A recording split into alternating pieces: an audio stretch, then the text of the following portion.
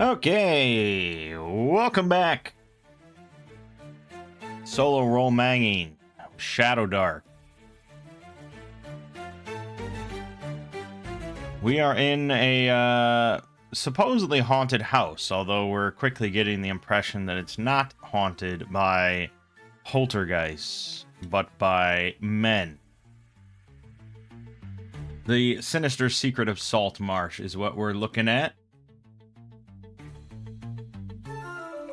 And yeah, we've been going through the house and encountering a handful of things to a pretty decent degree of success. The most terrifying thing so far has been a giant weasel that rampaged up the staircase from the cellar. So I think we're pretty wary to see what else is down in the cellar.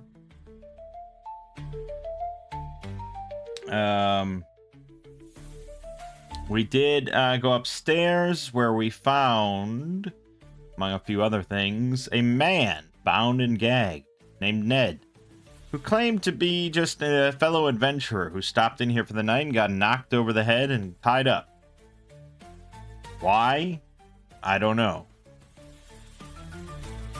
I mean, we know, as the DM, we know everything, but as a player, it'd be like, okay, why would someone knock you out and then just tie you up in the upstairs? I mean, what do they gain from that, right? If they're gonna rob him, they wouldn't bother tying him up. They would just, like, rob him, you know, and throw him out of the house or something. I don't know. If they were gonna kill him, they would have just killed him. It's not like there's any witnesses here. There's actually really no one here, and he doesn't have any information.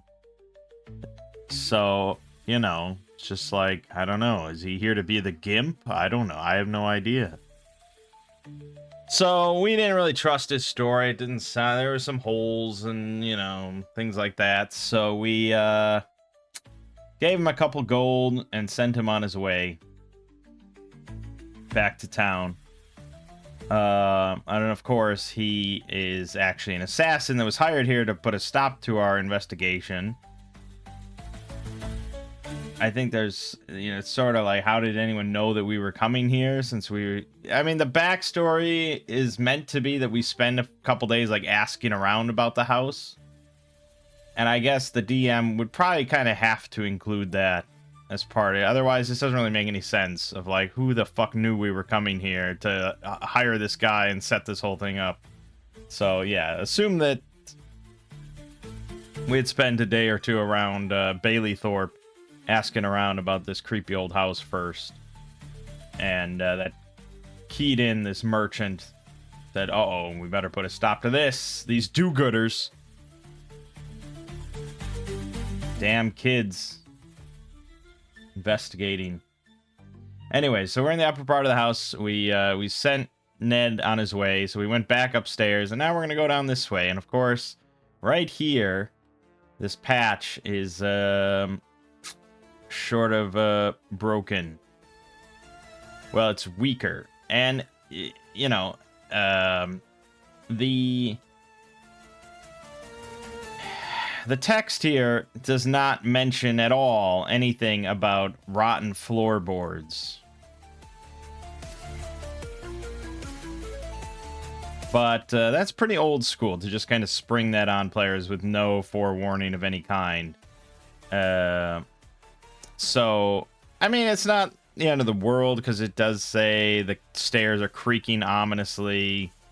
There's a general impression of disrepair around the whole place, so it's not like players are just completely blind. But yeah, I mean, you could specifically point out maybe up here that the floor does look perhaps a little rotten in certain places. That might be giving it a bit too much away. But I don't know, because it's tricky, because it's like, okay, say we know that this is like a little, especially rotten looking area, and we're gonna like jump over it. That's kind of dangerous too. Because you're jumping, you're applying a lot of force to like the end of the jump on the other side. I feel like it would be pretty easy to just smash through anyways. So I'd probably call for a roll if you're gonna jump over it.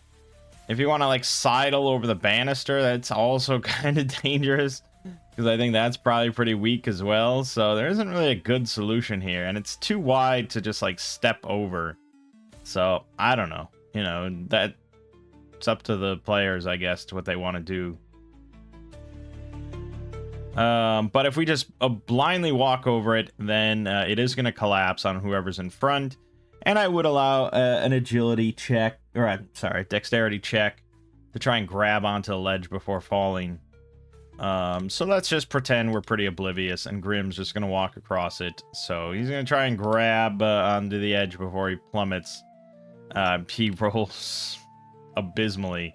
So he's going to take d6 damage, falling damage, 3. And that's going to create a whole bunch of rackets. So I'm, of course, going to roll on the underclock. 5, so it's down to 6 now. Grim swearing up a storm. And so now we have a big hole in the hallway here. And I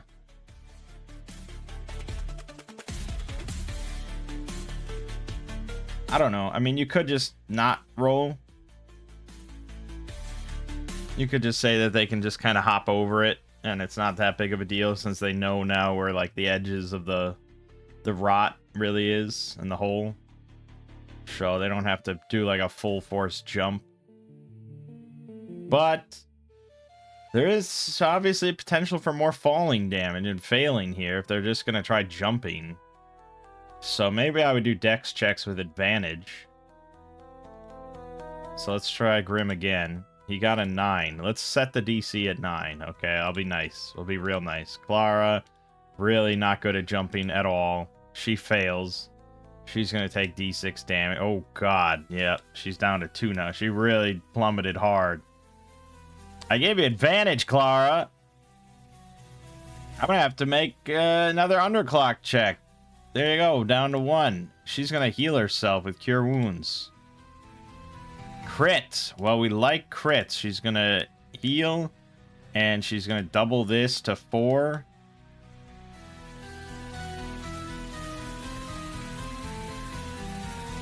Or should I just roll twice? I mean, maybe I roll twice.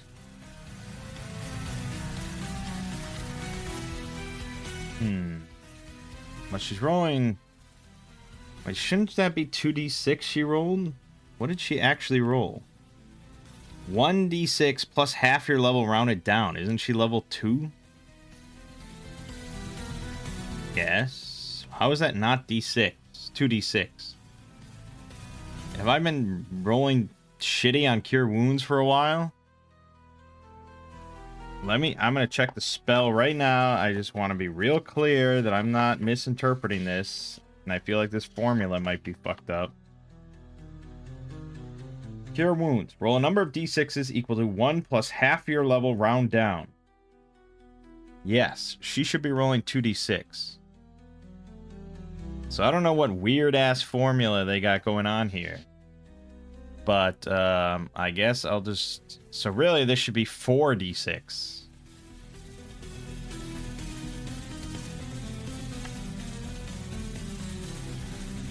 Don't we think so? Yeah, I mean, I don't see why not. I'm going to roll 3d6 more. There you go, 13, back to full. You crit on Cure Wounds, it's pretty big. Should be. Now, I'm sure that Cure Light Wounds... Yeah, no, so Cure Light Wounds in BX is just always 1d6 plus 1 hit points of damage. It doesn't scale like at all. So Shadowdark is really nice. Really friendly. And then you don't get Cure Serious Wounds till 4th level spells, and that's 2d6 plus 2. So we're basically already casting Cure Serious Wound. I mean, it's not going to get a 3d6 until level 4. So that's going to be probably a while, but still. And the fact that you could potentially cast this like 20 times in a day. Shadowdark is easy mode compared to actual old school D&D. But we already knew that. Alright, so now she's going to try again. There she goes, she got it. Denton now trying it. He's got it. And finally Norbert. Norbert fails. Pretty ridiculous considering he's a rogue. So I'm going to give him a check to grab on, also with advantage. Okay, so that's we got to give thieves some benefit sometime. So, okay, this hole proved to be really rough for our shitty-ass group that has no decks whatsoever. Oh, and then Torsen has to jump over as well. Alright, he's good. Barely. Thanks to his +3. Okay, we made it across, finally. That was annoying. So now we're moving across to room number 11. What was once a fine master bedroom now stands dirty and decayed. Some of the floorboards are missing and there's rubbish scattered around. A tall wooden cupboard stands against the wall opposite the fireplace, its door closed. Okay, well, we gotta go check out this cupboard, huh? Cupboard contains 2 items, a pair of old cracked leather boots with no value or special properties, and a dirty, ragged, stained cloak hanging on a peg. The cloak appears harmless, but the inner folds are covered with yellow mold. I don't think we'd even look at it. Who's going to look at this dirty, ragged, stained cloak hanging on a peg? So I think we would just close the door and move on. Which next is room 12. Once perhaps a fine guest bedroom, this is now decayed like the rest of the house. Rubbish is scattered around, there's some evidence of rodent infestation, and some webs hang torpid in the corners. A 4-poster bed, once a grand piece of furniture, is against the wall opposite the fireplace. Its woodwork is worm-ridden, and the curtains which once screened the bed are torn and stained. There is no bed linen, but the carcass of the bed is relatively intact. Good, we could sleep here. All in one big 4-poster bed with worm-ridden woodwork. I gotta roll underclock gang, so we went into 2 more rooms. Down to 1. We are imminent. Then I think we're probably gonna spike the door here. That's just the smartest plan, as usual. So we'll spike the door and kind of back up, keep an eye on the fireplace and stuff. You never know. An underclock will tick over. Yep, absolutely ticking. Actually, how much does it tick over? Okay, not massively, but -6 might be the highest. Or it's up there. How far we've drained the underclock. All right, and then a D4. It's a 4. What do we got? What do we got? Giant ants. Worker ants foraging for food. Alright, then I think they're coming up out of the fireplace. That's probably the most sensible. So they have an AC of 3, which is fucking 16. It's pretty massive, and they have 5 HP. But they just do 1d6 damage on hit, and they have no other special traits. I don't even know if they're going to be in the book. No, I don't see ant anywhere. Go, no giant ant. We're going to just follow the stats here for from the actual module. I mean, it would be easy enough to find something similar that we would just adapt. Like, there's a giant dung beetle here that you probably could just take. AC 13, 10 HP, +1, 1d4 damage, and DC 9 strength check, or you get knocked down prone. You could just take that, call it a day, but we'll run it as written. 6 of these things scuttling up out of the fireplace. And you know, they're relatively quiet. I don't know how giant they are, that they can fit through some hole in the fireplace. But, yeah, they'll scuttle up out of there. So, let's roll initiative as the first one comes into view. We get an 8, they get a 17. Okay.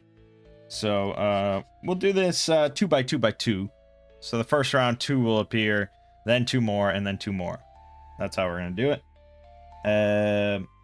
So, first one, you know, Grimm's kind of up front, along with Denton. Yeah, Denton. I don't know what Denton is just. Oh boy, but sleep is powerful. So if we can just put them all to sleep, that's it. So Denton's strat is just to constantly put everything to sleep, put his allies to sleep as well, wake them up. They just constantly get knocked out every battle, and just, oh god. All right, thank you, Denton. Right, but one of them's attacking Grim. We're gonna make the, I mean, we'll copy the giant dung beetle stats a little bit here. So we'll make them level 2 and give them +1 on their attacks. So against Grim we got a 10, that's a miss, and against Denton we got a 16, that's a hit for 3 damage. So Mandible's just biting into his leg. Ah! Alright, but we get to go. So Grim is gonna counter attack against the one that tried to put him down. 24. He rolled a 19. Unfortunately, he killed it again. We're never going to get these blade traumas. Although, Denton got it on that giant weasel, and that did help quite a bit. So, you know, blade trauma is good. Trauma is all good. Right, but he definitely kills it.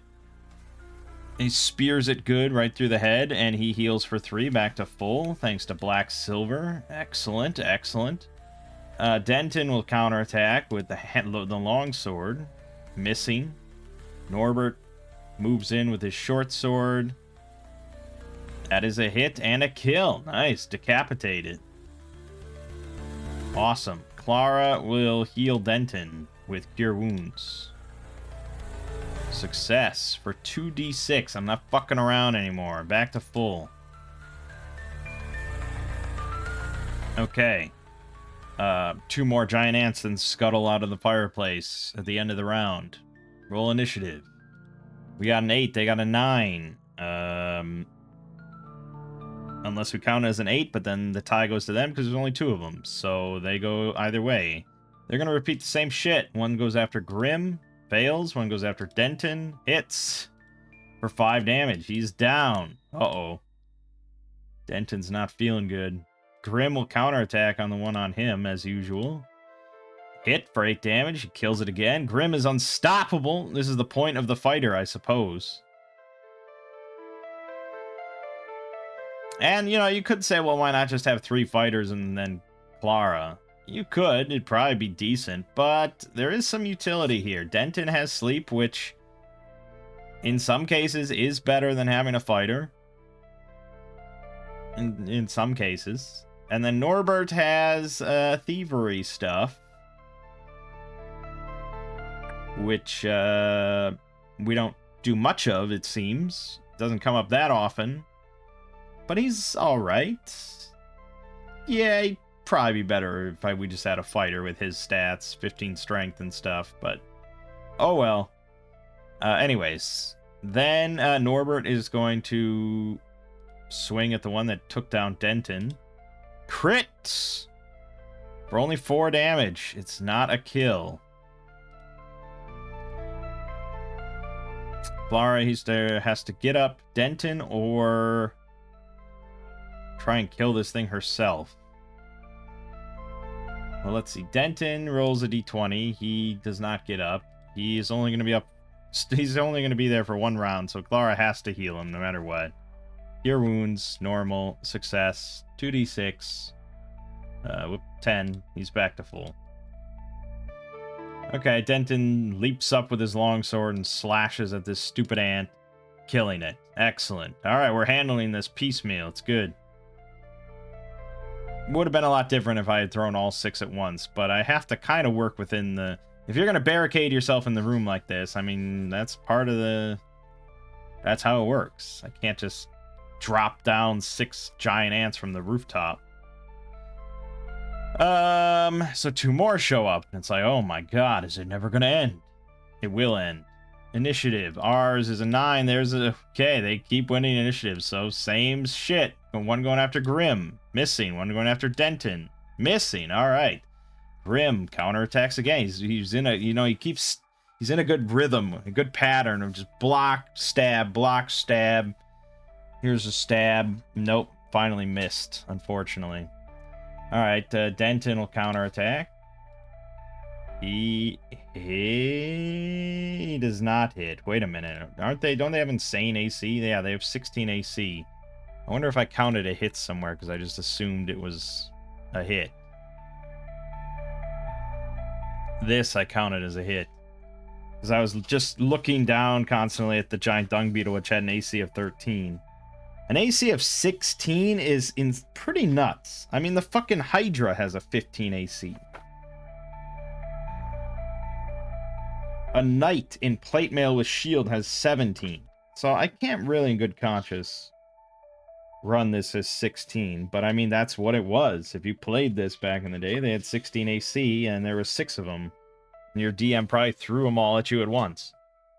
So technically that shouldn't have died, but that's too far back now to retcon. So okay, so Denton missed. Norbert will go in with the short sword. He misses. Clara is going to step between them and use Thunderclap. Remember this spell? That's right, I'm doing it. Success. Okay. Awesome. We haven't used this in a while, so I am going to have to do the underclock for that. We will use the Giant Dung Beetle's con, which is +1, so they have to make DC 12 con check. There's 2 of them. The first one succeeds, the second one fails. So the second one takes 2d4 damage and dies, just explodes. The other one just like kind of turns away from it and shudders perhaps, but it resists. All right, and then the underclock is going to be just 1. Well, that's worth it. All right, yeah, Thunderclap, baby. All right, no more giant ants come out of the fireplace. New initiative. Ours is 8. Theirs is -1, I will go with. So we technically won finally, and Grim will finish this.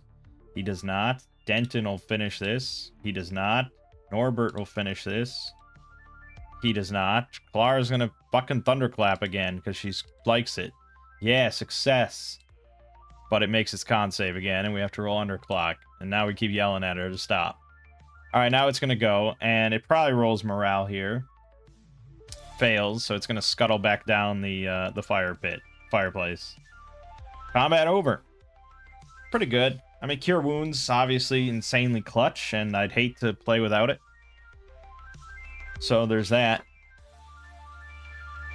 I brought this up some time ago when talking about healing and potions and stuff from the Goblin Punch blog about the Faith dice, where basically you start a campaign with 0 Faith dice and you can sacrifice things to temples and shrines of like significant value to the party to get a permanent Faith dice up to a max of 4, and then you can spend Faith dice to basically cast Cure Wounds, even if you don't have a priest or cleric. And they refresh every day. So if you sacrifice significant something 4 times, you have 4 Cure Wounds per day. Which is pretty good. I mean, at this point, we probably could have mustered up like 1 Faith dice, which is potentially clutch. But it's really no substitute in Shadowdark for having a fucking priest with Cure Wounds. It's just too good. Alright, we do get an XP for that. That was a significant enough battle, so we're going to go up to 23. Very nice.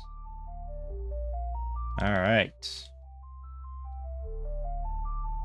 And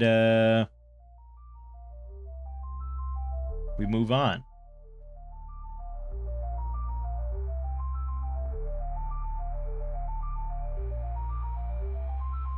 Yeah, we move on. So we're going to go back this way and go up to 16. And we listen.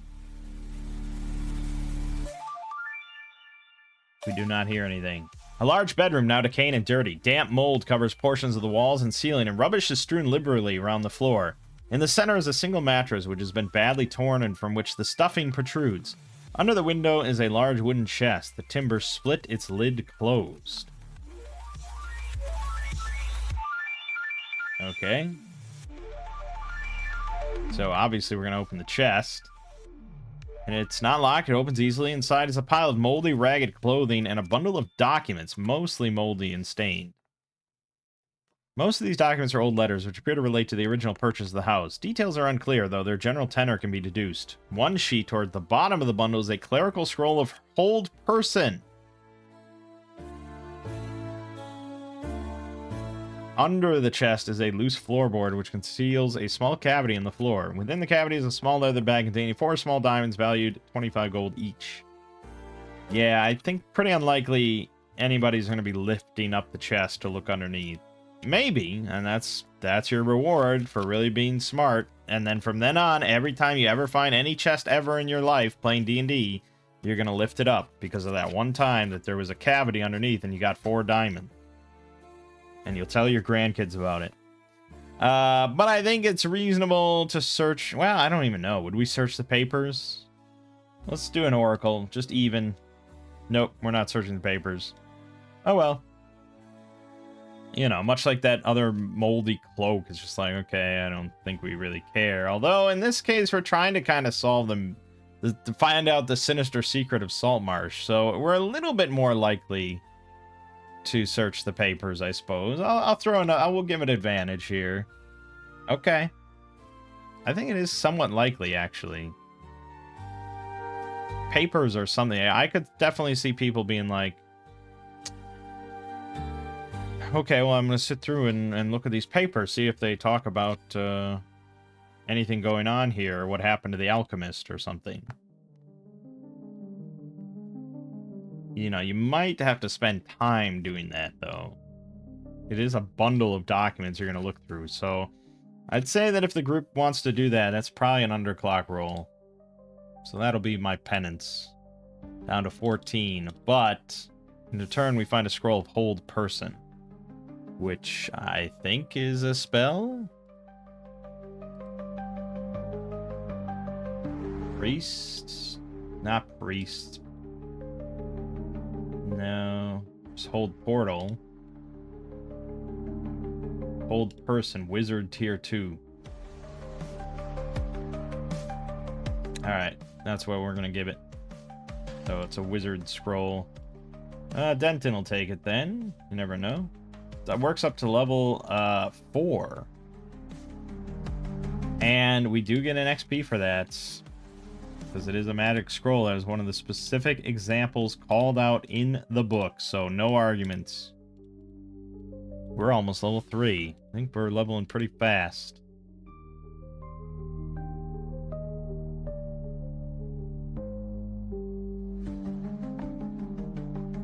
Yeah, okay. Good. Good. Then, moving on. Number 17.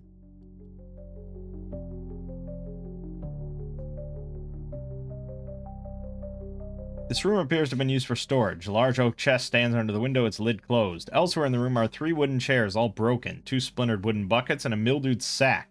Just inside the door is a bundle of what looks like clothing. This bundle carries no dust and appears to have been put here recently.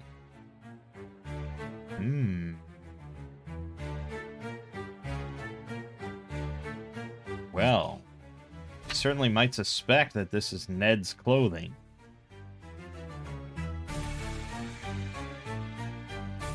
Oh well.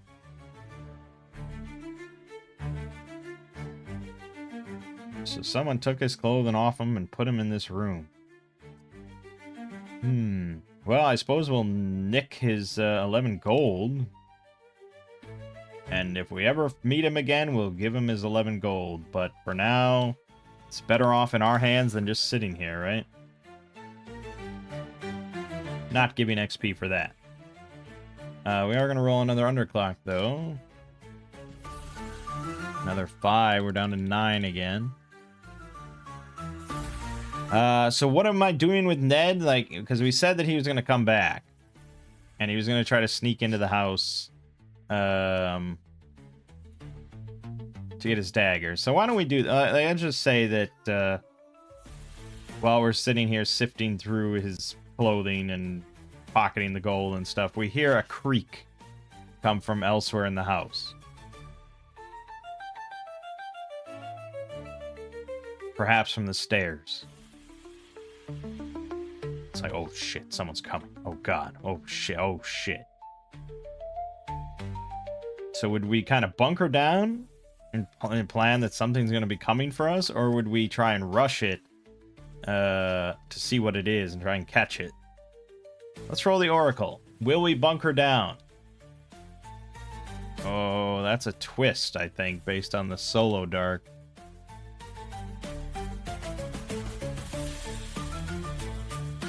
Yep, if you roll a 10, right in the middle, it's a twist. So, something unexpected happens. Roll a prompt to determine its nature. Okay. And now you roll a D100 twice to figure out some sort of vague prompt of how you can make something interesting happen. Consume burden. What?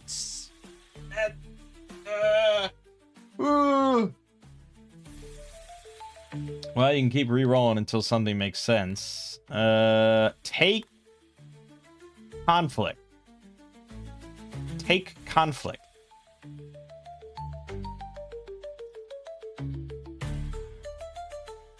Well, I like the word conflict, but maybe we need another verb here. Forbid conflict.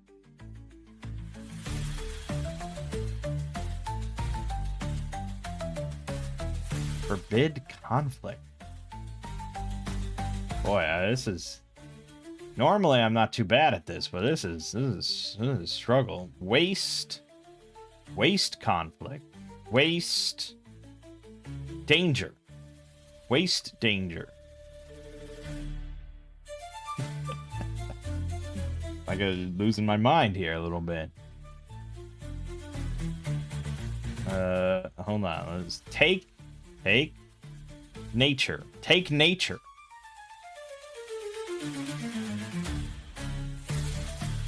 I don't think we're going to come up with anything that reasonably makes sense here.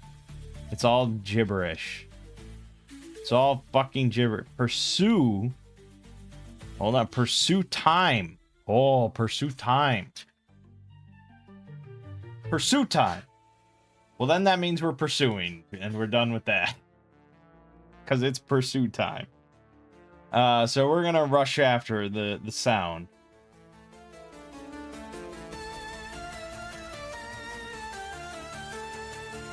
So we're going to barrel down the hall. Grim barrels down the hallway, you know.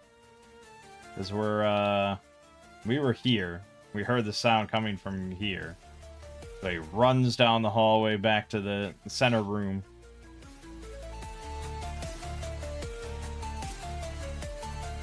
And I'm going to say that we just catch a fragment of a figure moving into number 15 here. And we don't see anything. We just see like movement going into 15. And so Grim shouts that, you know, he's going to have their head as he leaps over the hole again. So we're going to give advantage. It's a simple enough hop. Okay, he makes it.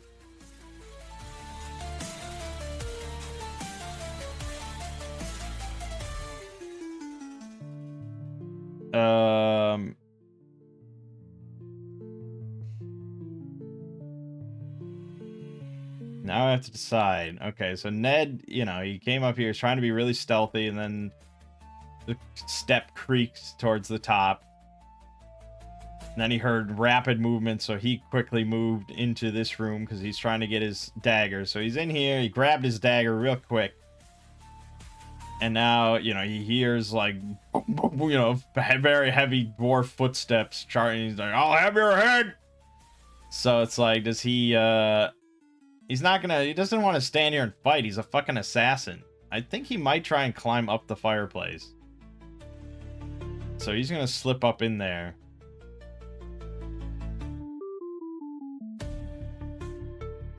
And, he probably, you know, it probably is kind of noisy if he keeps climbing, so I think he'll just slip up there and then just wait and hold his breath That's what's going to happen. So Grim rushes into the room here, and he sees nothing. Now, I think even the dumbest player might realize that the only way out here is through the fireplace. Maybe I would say, like, one of the windows is, like, broken open, and it's just, like, an open-air window or something. So give a little bit of hesitation of where to look. So, will Grim look up the fireplace? No, he does not. He goes for he sees the open window, and he rushes over there. That's his immediate thought.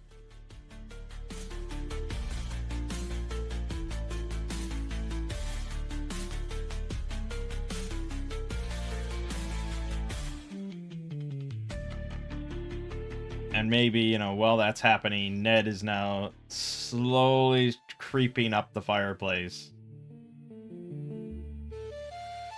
Okay. Now, a second one. Will Grim think to check the fireplace before just giving up and assuming he lost him? He does. Okay, he's like about to leave when he's like, wait a minute. There's a fireplace here. There's a chimney. And he walks over to the fireplace, and like right as he's about to get to it, you know, he hears very rapid movement from the other side of the wall as Ned realizes he's about to get caught, and he starts scrambling up. And I think Grim probably looks up the chimney there and then sees what is pretty clearly Ned in the chimney. Like a dagger between his teeth or something. I knew it! You're fucking dead, Ned! But it's like Grim's not about to climb up the fireplace. So, you know, now we're not sure what to do. What would I do?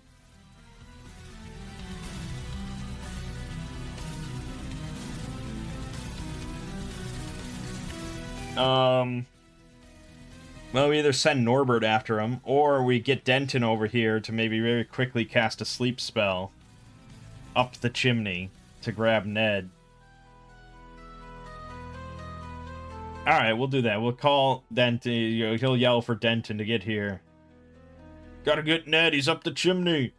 So Denton's gonna roll his dex with advantage. Oh god, he just barely made it. Okay, will Denton get to the fireplace before Ned can slip out onto the roof? No. Unfortunately, Denton is just a bit too slow and clumsy.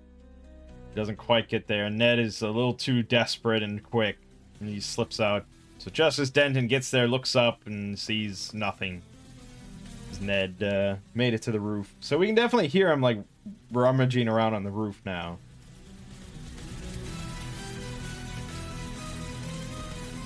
So I guess we would just kind of rush outside.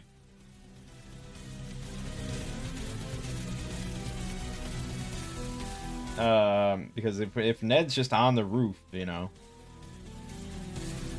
So Grim and Denton will rush down the steps. Clara then, she's not going to try to leap the hole again, but Norbert will. Yeah, Norbert's fine. Clara is going to go actually to the other... There's a set of stairs here that go down, right down to the kitchen. And then she'll go out this way to the backyard.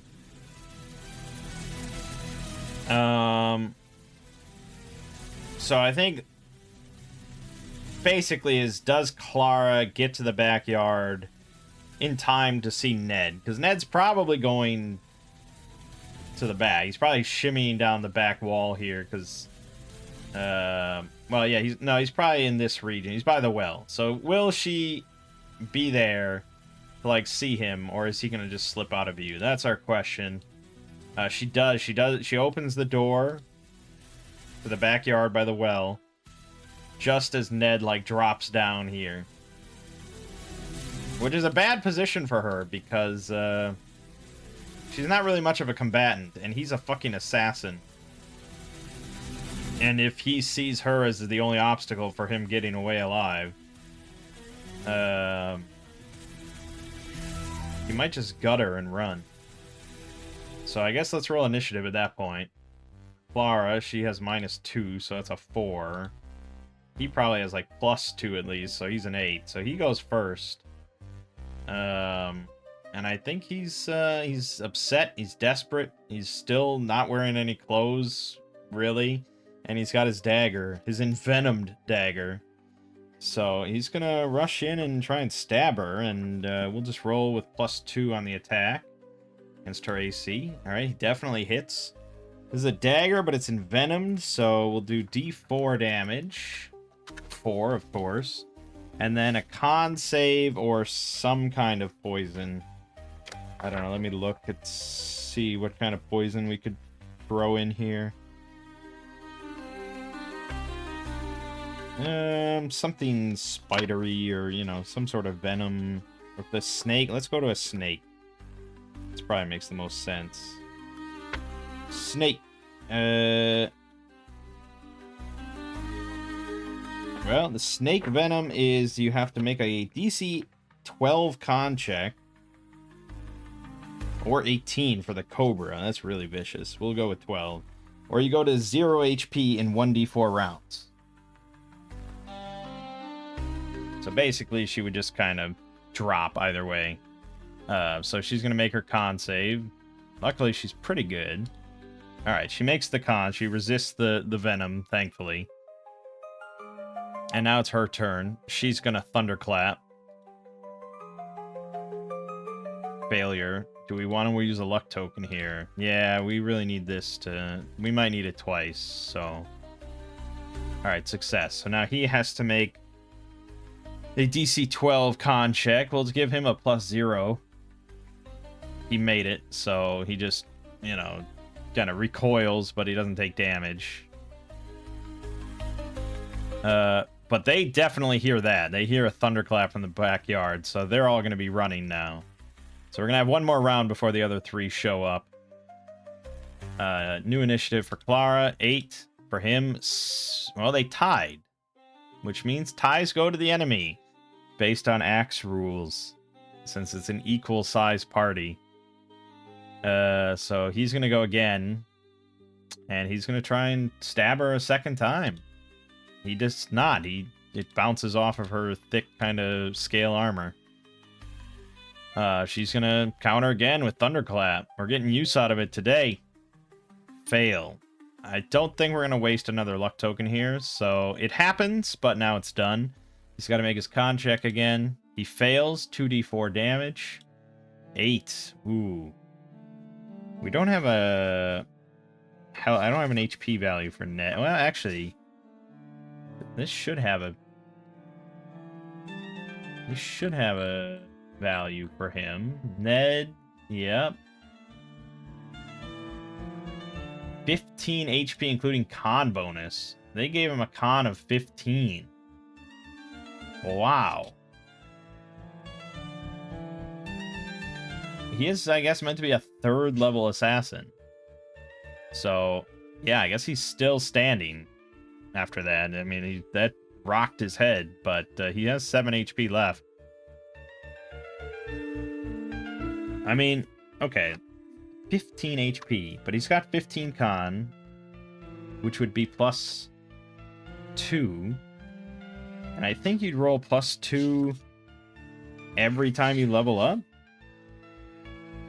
Let me find the level up rules here exactly.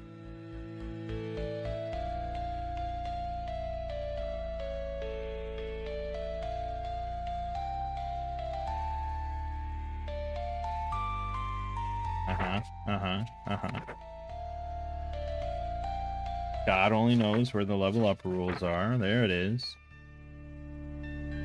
Roll your class hit point die and add it to your max HP. So your con mod only applies to 1st level. So he was a thief. Let's say he maxed it out and he got 6. Then he added... I mean, even if he max rolled every time after that, he'd be at 14. Now, maybe Assassin is not a D4. I'd have to look.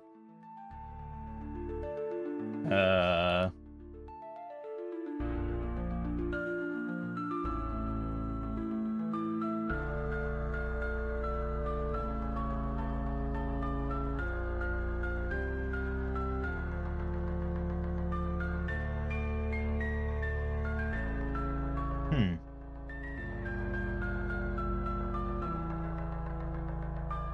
Pretty sure it's a D4.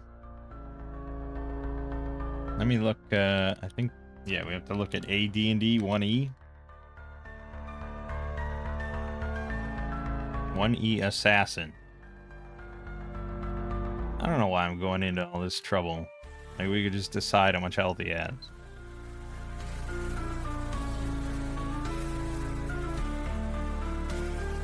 Subclass of Thief. Oh, it uses a 6-sided die. Okay.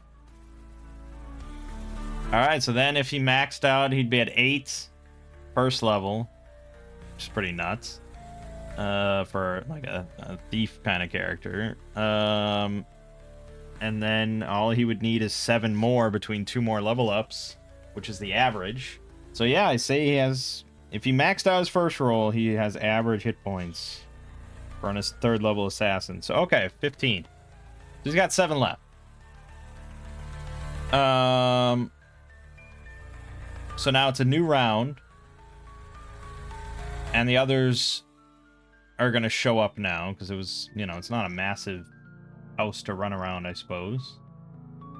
So Norbert will roll for a 14, and the assassin got a 16. So he's going to go again. But now, you know, he hears the others running from behind. He's going to make a morale check here. He fails. So he realizes that the gig is up. So he's just going to start running. You know, he runs like around the corner and out of sight. And, I mean, where would he go? I guess I don't know enough about the situation here to really say if he would just, like, run back to town or something, or if there's, like, a hidey hole that he could run into.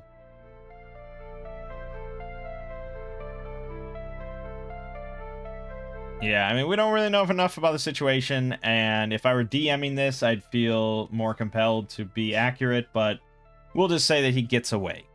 That's all we really care about. He gets away. He's faster than us. He has a higher dex than any of us. And the only thing I could maybe do is throw... Maybe get, like, 1 round of attacks off of ranged weapons.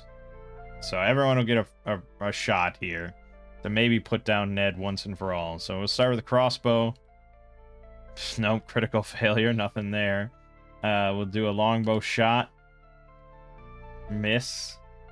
Denton will throw a hand axe. Yes, he could cast sleep, but it wouldn't actually work because he's 3rd level. So, well, we do have hold person, I guess, but we'll throw a hand axe. Miss and a silver dagger. Hit for 4 damage, leaving him at 3. So he still gets away. Damn that Ned. I think he may be done, though. I'm going to roll unlikely that he continues to pursue us. He's still... Okay, against all odds. Now it's, like, personal. Now it's like, okay, he really wants these people fucking dead. But I don't think he would continue as part of this adventure. I think it would be an ongoing thing that he's going to pop up again in a different module, a different quest or whatever, different location, because now he's at 3 HP. He's near death. He's naked practically. Like he thanks the lucky stars he survived. He's going to rest and recuperate, get back to full, get his armor on, and plan some sort of clever ambush. So this is where I would now take him out of the module, and he would become like an ongoing side villain kind of thing. All right. So unfortunately, we lost Thunderclap, but that's not the end of the world. I'm gonna give luck token over to Clara. She's gonna use Cure Wounds on herself. Success for 8 health, so she's back to full. And we're gonna go back inside the house because we weren't quite done, were we?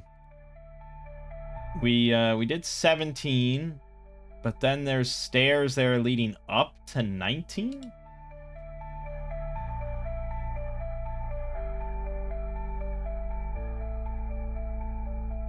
Okay, so there's the landing. Along the north wall of this area, a staircase descends to ground floor of the rear of the house.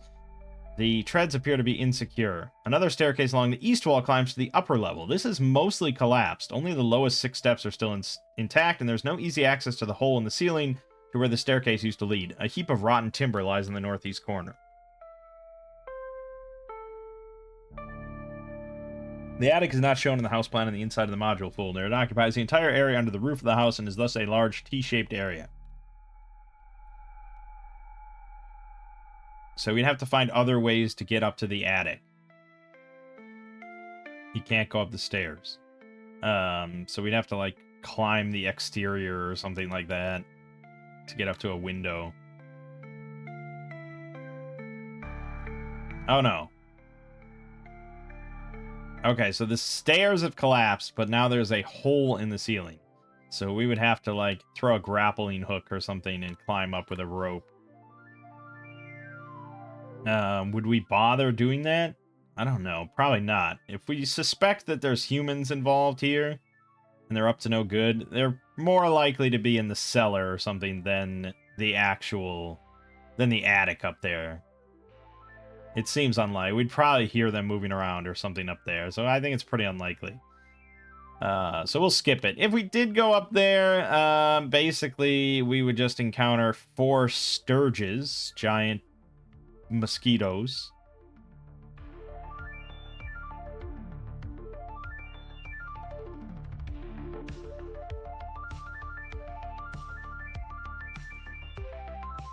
And if we search the nest of the sturges, which you have to remember to do, otherwise you're probably not getting shit out of it, you'd find another ring of protection +1. So that's 2 of them within this module, and we're going to miss both of them.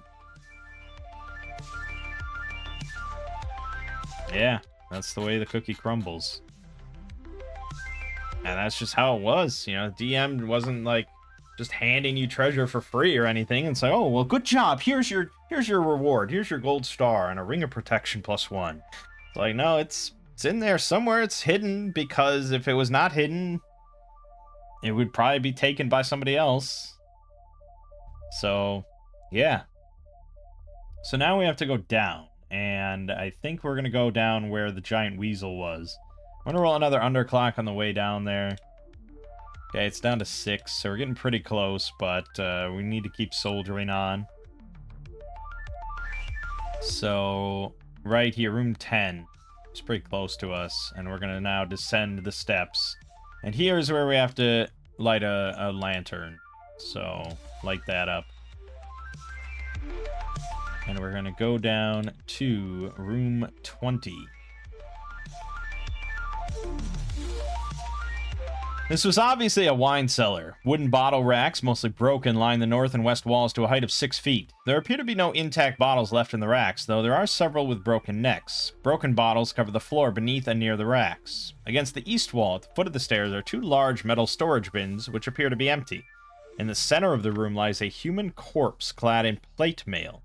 A longsword lies by the corpse's right hand, and a large shield lies across the legs. The wine and contents of the storage bins have long since been appropriated by the smugglers. One of the bins now contains some refuse, which will prove to be foul-smelling if disturbed. In this refuse lives a colony of 18 rot grubs. Oh boy. The corpse is that of a fighting man, dead about 3 weeks. His sword and shield are non-magical, but his armor is plate mail +1.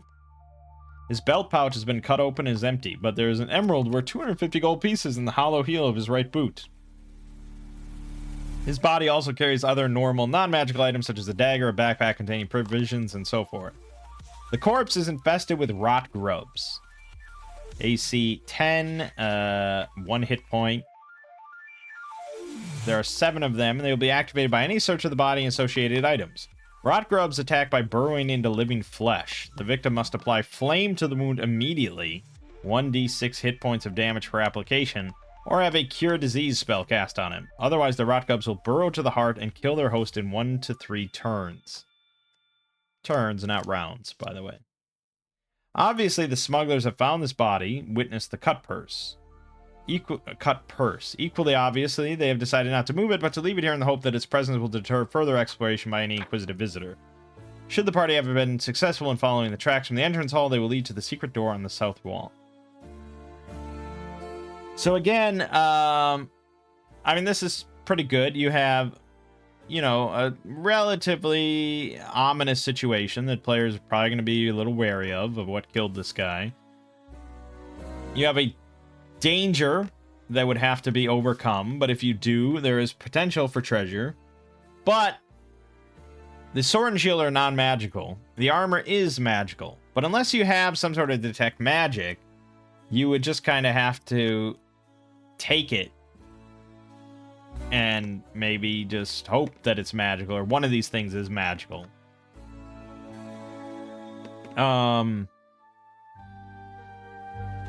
And I think there was some guidelines in Axe, maybe? I don't know if it was Axe or maybe it was OSE or something about... Yeah, it might have been OSE. About recognizing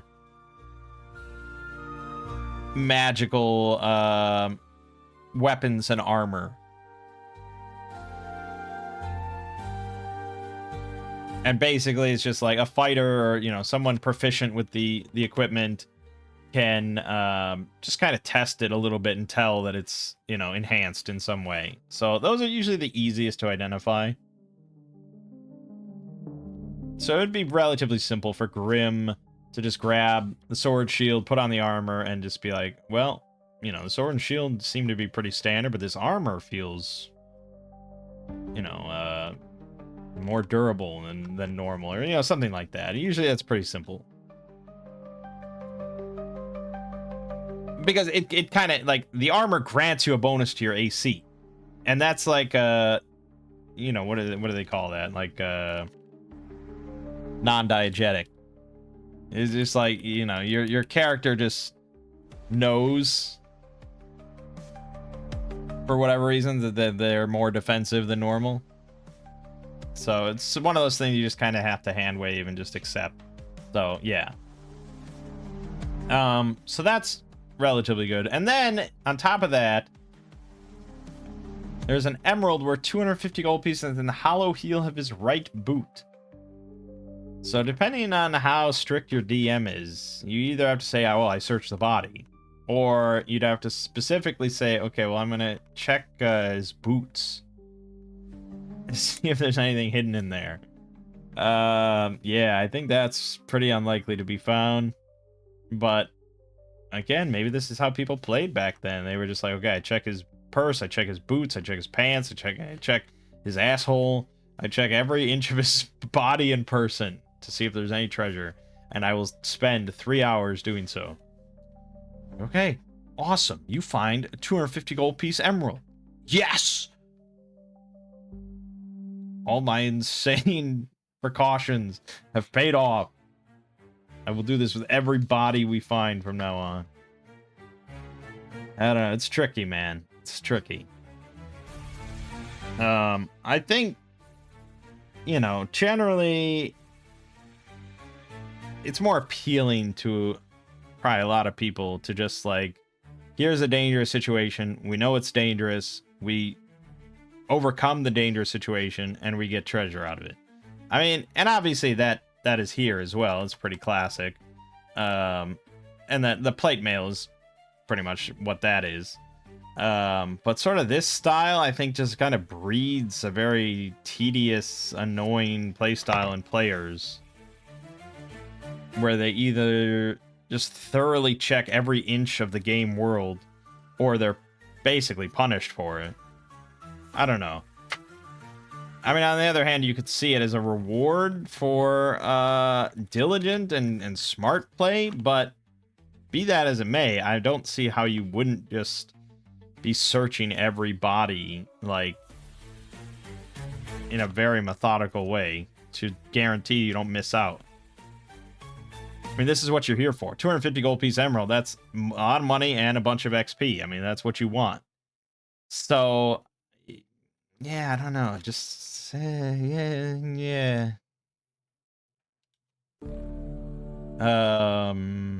Anyways, we have to deal with these rot grubs. So, will we be cautious about this situation is the oracle question of the day. We will not be. So Grim's just going to step forward. He's like, oh, look at that. That plate armor looks pretty nice. I wouldn't mind having that on my person.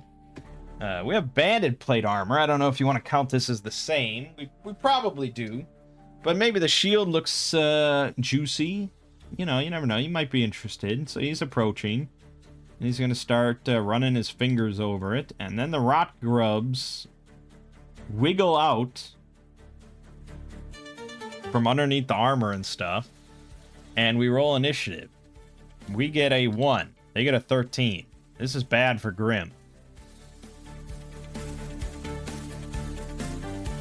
This is quite bad for Grim. So they're each going to attack.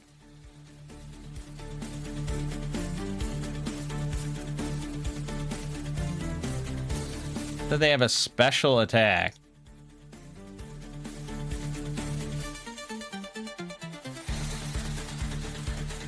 Let's see here.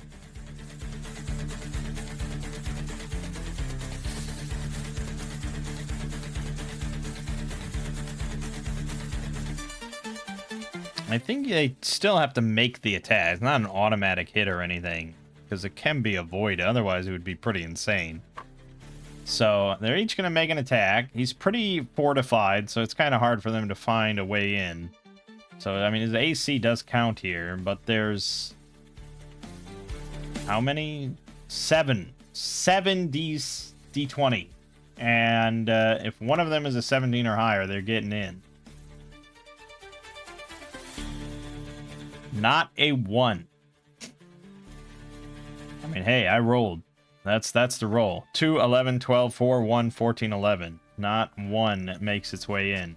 So either they just kind of slap against his chest plate, or, you know, he just kind of moves to the side and avoids them, kind of getting backs up quickly, and or slaps some with his shield, or who knows what, but none managed to find purchase on his flesh. Okay, then it's our turn. Denton is just going to cast Sleep, because, obviously. And it's probably going to catch Grim in there. I don't care. I don't really care. He succeeds. Alright, Rot Grub encounter over. Yeah, it's just fucking good, man. It's pretty fucking good. Get Sleep. If you're gonna have one spell, get Sleep. Denton's sole purpose here is just cast Sleep. Alright, so we have to vigorously wake Grim up, and then we can just step on the other Rot Grubs, because they only have 1 health. So, problem solved. Do we want to give an XP for that? I mean, theoretically, they are kind of dangerous.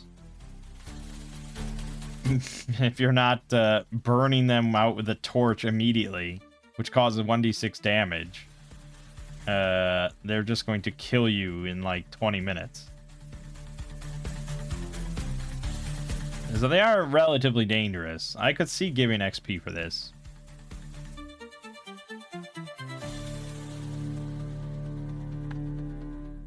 But I don't know. It's kind of, yeah, right on the border. But I mean, I guess it's like at a certain point you do have to evaluate based on the fight itself on whether it's significant.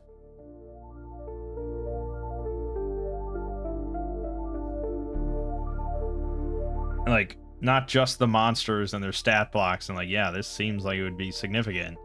It's like, no, I mean, really nothing happened. They didn't gain any meaningful experience out of the ordeal. It was just like, oh, bugs, nasty, sleep, dead, step on them. So yeah, I don't know. But now we can search the body.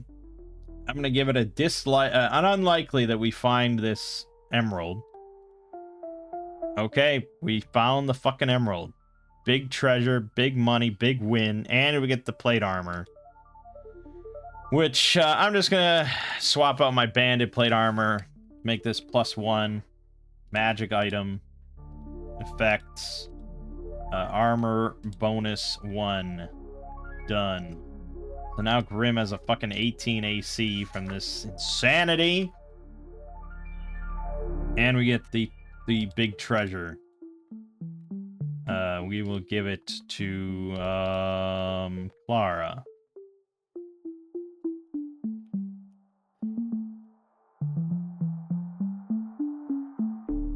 Okay, so that's big treasure, and the plate armor is a magical treasure, so I think we're looking at 2 XP for this. At least. I mean, honestly, that was a pretty big find on both parts, but we'll just go with 2 XP. We'll just be simple. Okay, so we're at 26. Thank you. Fucking 26. And we are going to level up to 3. I don't know if you level up immediately where you're standing. Usually it's you have to go back to town. So we're still going to hold off. Not quite level 3, technically. Okay, good. And we can follow the tracks to the secret door on the south wall. We're really just cruising. Right here. Now this is going to be something. This is going to be something. 21. We listen at the secret door.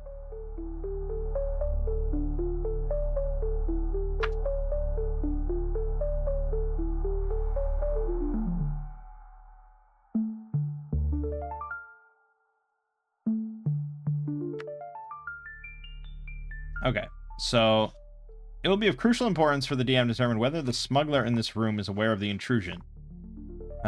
He's partially turned away both from the stairs to room 4 and from the secret door to room 20, and since a long period of easy crime has made him careless, the smuggler will not notice a quiet, cautious intrusion from either quarter. He cannot, however, fail to notice a noisy entrance, and indeed is certain to hear noisy activity either in the lounge or in the wine cellar, including burning away rot grubs if they attack. So I think this guy's probably aware of us. If he's alert and has time to do so, he does. We were putting on plate armor and stuff. He'll immediately go through the secret door to the cavern area to warn his colleagues. This means that adventurers entering this room might find it empty. Whether Sanbelay's plans to deal with intruders, they will take a little time to initiate. Whatever his plans to deal with, yeah. It's at this stage that Ned will, in desperation, attempt an assassination in the conviction that the smugglers are about to be discovered. Yeah, okay. It's good to know. Well, we open the secret door then. You have entered a room which is so unlike anything else you've seen in the house that for a moment you pause, somewhat taken aback. The illumination here is good, since several lighted torches are held in shoulder-high brackets around the walls. This was obviously a cellar, but equally obvious it is now used for an entirely different purpose. Your first impression is that it is the living quarters for about 10 people.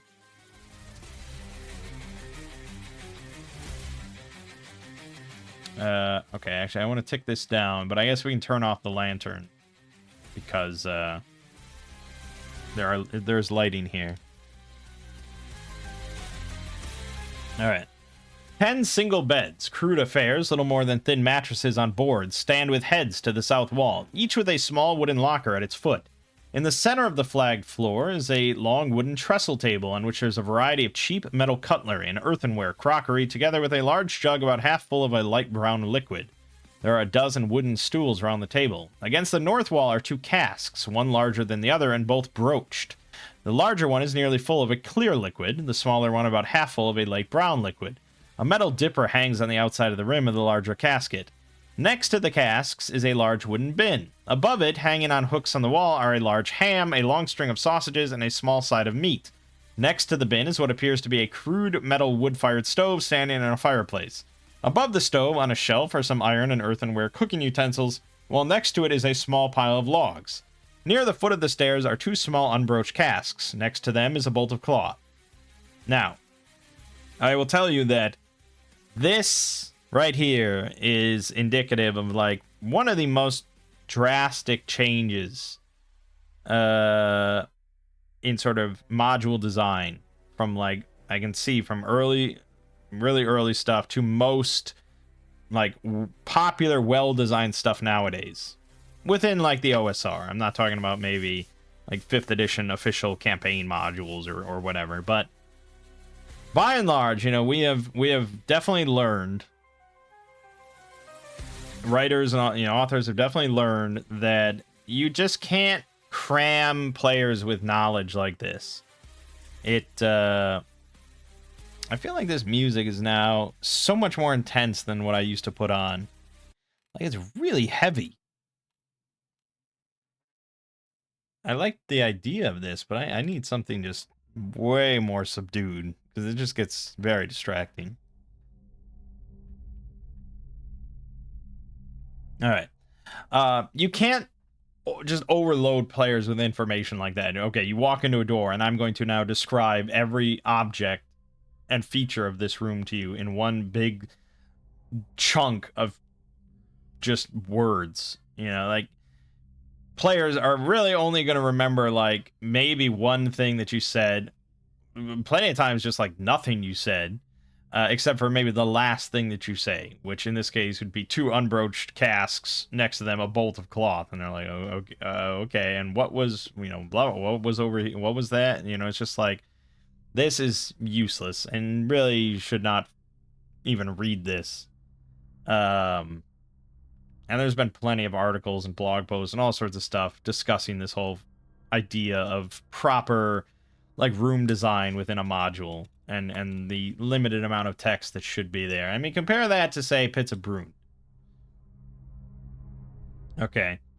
So here's, much more modern. And again, I'm not saying this is the hallmark of an amazing module or anything, but this is more akin to what we have now come to understand of, like, level of detail. Let's find an interior room so it's a little bit closer. Somewhere in the tower itself. Okay, so the tower quarters, right? And then the interior of the tower is cluttered. More debris piles tilt, teetering, and precarious. The debris may be hazardous, falling on explorers. A spiral staircase is beyond an unlocked door in the southwest part of the tower. And then there's a magically locked door.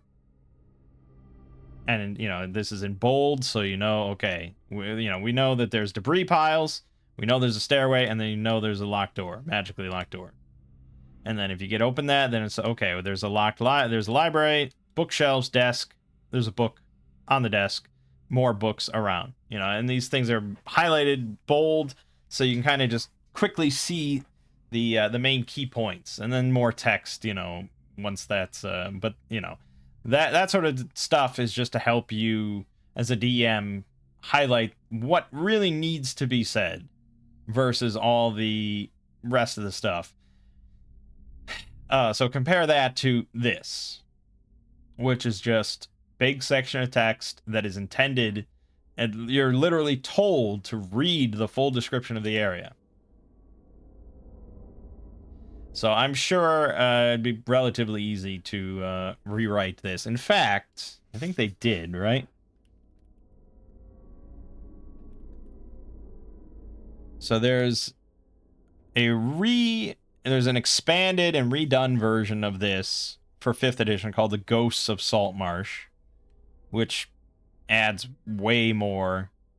Like, literally, this adventure is just like the first part of like 8, where you actually go out and you get ships and, blah, blah, blah, and there's sea stuff, and I haven't read it or anything like that. I just knew that this existed.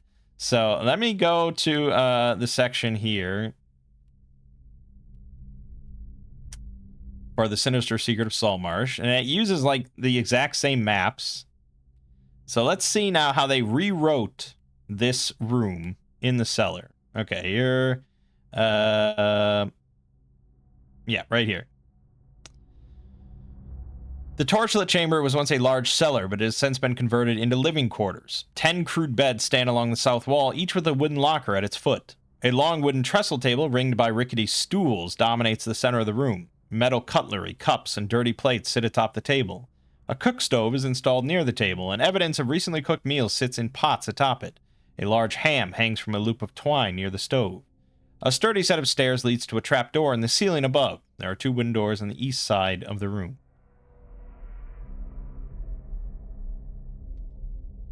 That's it. That's what you'd read. Now, again, that's not amazing, and there are plenty of authors and stuff in the OSR are still going to frown upon this as being just a lump of text that you're reading out to your players, but it's still a lot better. It cuts out a lot of useless information. Now, yeah, it doesn't mention the casks. I guess it just removes them entirely, which is somewhat of a bummer, because casks are always fun to drink from.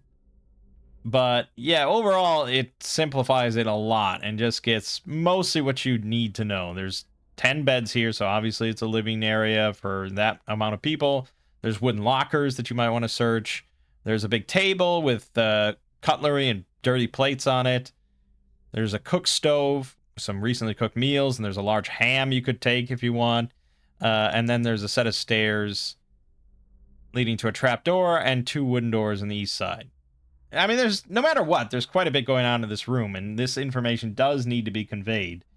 But yeah, I would already say that this is an improvement over the original, just big block of text that just has too many specific numbers and just too many useless things in a wooden bin, and the casks and the metal dipper and all this sort of things. The shelves, small pile of logs, unbroached casks, a bolt of cloth. It's a lot. But that being said, the unbroached casks both contain brandy, and they're valued at 50 gold each if you want to take out the unbroached casks, which is something that is much more common to occur in OSR compared to 5th edition D&D. The bolt is of fine silk, valued at 100 gold. I mean, that's pretty big. So in our case, yeah, I could see why they wanted to mention these couple things. But still, I think this could be rewritten entirely to just be easier to run and easier for players to grasp. The lockers are all unlocked and contain only clothing and small personal effects of no value, beyond indicating that all the residents of this room are male and probably human. The stove is cool and unlit. The wooden bin contains a considerable food supply: black bread, dried beans, flour, dried fruit, animal fats, salt, and a small amount of honey. Nice. If and when the party looks toward the door to room 23, the door to your left appears normal, but the one ahead of you has a strong wooden bar across it, carried in brackets on the frame and the door itself. On the door has been written the single word "danger" in the common tongue. This has been inscribed in large letters using chalk. Okay, well, we're not going to take the small casks, but we are going to take that bolt of fine silk, because that's just good money, good value, good everything. So I guess Grim will take it. Bolt of fine silk, 100 gold. That is definitely worth another XP for everybody. So up to 27.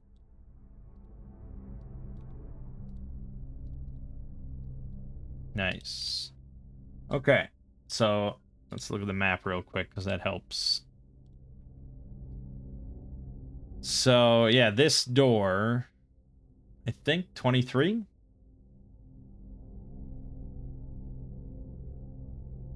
Yeah, the door to 23 has the word danger on it. All right, well, then we'll check this one to 22 first, and we'll listen in. Nothing's really here, so, doesn't seem like there's any danger.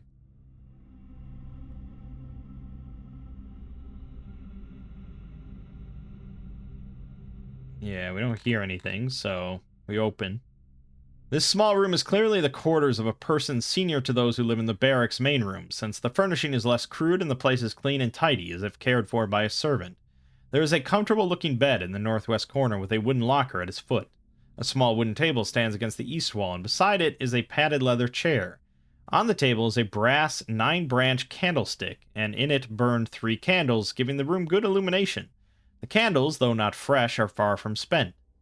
Under the table is a small wooden box and a bullseye lantern with a movable shutter over the lens. The lantern is unlit. On a shelf above the table are stacked 3 books. In the northeast corner is a wooden cupboard with the door closed. Again, there's just like a lot to like picture in your mind's eye, at once. Okay, well, obviously we want to look at the wooden box under the table, the books, and the wooden cupboard.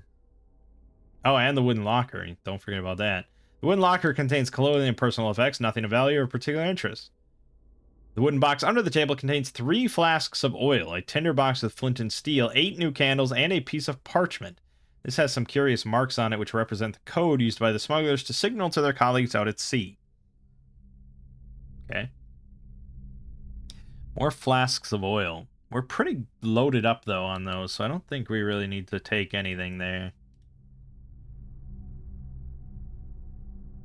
The books. A volume of erotic poetry, fully illustrated, baby. Hell yeah. A naval almanac listing tide times for the area of coast containing salt marsh. A total of 100 miles of coastline is covered. And a learned volume concerning mesmerism and its effects. Inside this book is a sheet of parchment carrying some simple words and phrases in the common tongue and their equivalents in the Knoll language. Note that unless one of the characters speaks Knoll, it will not be identified as such, but will be some foreign language. Well, I don't think Knoll is a language in Shadowdark, even though they have Knolls. So I don't know. I guess Thanian here, technically. It says Minotaurs, Beastmen, and Manticores. So that's probably the closest equivalent is Thanian, and I think Denton speaks Thanian. He sure does. Because I gave him additional languages. So, this is a little translator book. Well, no, the book is about mesmerism and its effects, but there's a parchment translating between common and Knoll. Oh boy, those Knolls. They're in league with the Knolls. This is a much bigger problem than we thought. The first two items can be sold locally for 10 gold pieces each. The third item is more specialized. It will sell up for up to 20 gold pieces, but customers are most unlikely to be found in Saltmarsh or any other small town. Sheet of parchment has no monetary value, though it is a curiosity. Examples of the words it carries in translation are stop, fight, lift, and so forth. Clearly keywords used by Sanbalé in instructing his Knoll slaves. The cupboard contains only an oilskin coat hanging on a hook. There is a secret cavity in the underside of the tabletop in which is hidden Sanbalé's spell book. Color spray, hypnotism, detect illusion, wall of fog, invisibility, and magic mouth. Under the bed, there is a loose flagstone above a small cavity. In the cavity, there is a small iron box, locked and needle-trapped. The key is in Sanbalé's belt pouch. In the box are 5 glass vials bedded in wood shavings and a small leather purse containing 11 platinum pieces. The vials each contain 1 draft of a potion, 3 potions of healing, a potion of delusion, and a potion of speed. The needle of the trap is discolored, having been tipped with a blue dye. It is not poisonous and has no other harmful effects, but the dye will spread under the skin, forming an obvious blue patch. Sanbalé does not entirely trust his henchmen where such valuables are concerned. Okay. I think finding either of those things is pretty unlikely, so we'll roll on the Oracle. Do we find the cavity? Do we find the spell book? Unlikely. Well, technically that's a twist.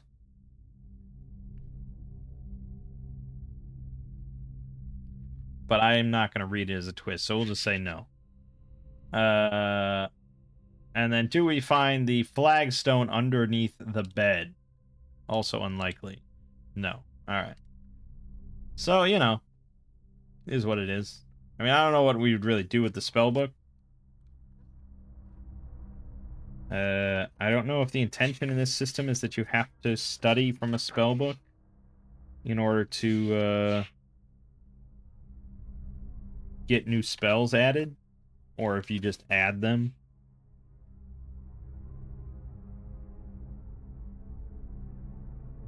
But I think you just add them.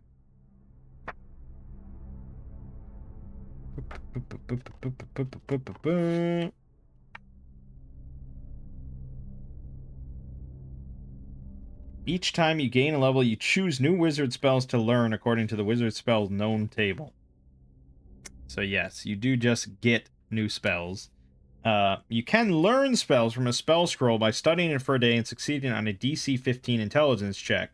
Whether you succeed or fail, you expend the spell scroll, and spells you learn in this way don't count toward your known spells. So Denton could use these scrolls to try to learn detect magic and hold person.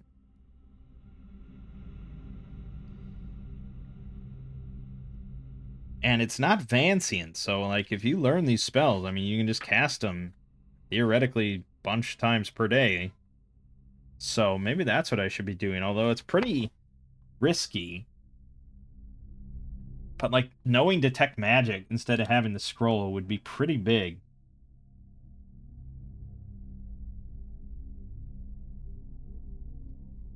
And then Hold Person. I mean, there's no indication here or anything like that that you can't learn a spell that's above your pay grade.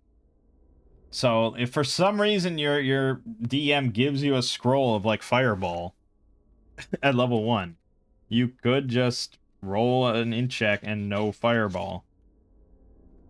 I don't know if that was their intention or not, because that's a pretty powerful thing to have at level 1.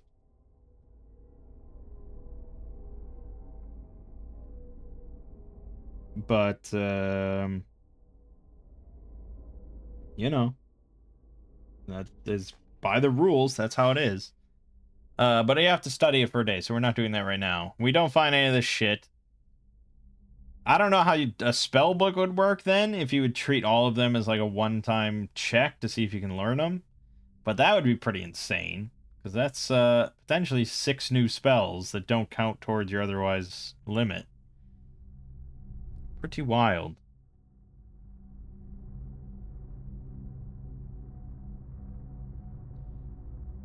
And Denton, as a warlock, only gets new spells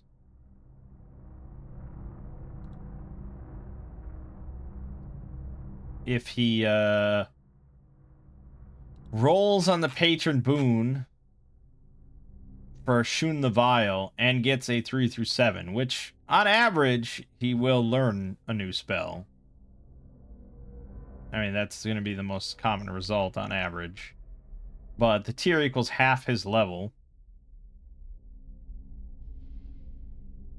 Round up or down, I don't know, but I'd imagine round down. So, and these patron boons only come up when you get a talent. So that's 3, 5, 7, 9. So at 3, if he happens to get this, he can learn some other tier 1 spell. At 5, he could do it too. So scrolls and stuff, if he's allowed to do it, I don't think he actually can, because that's specifically a feature of the wizard class.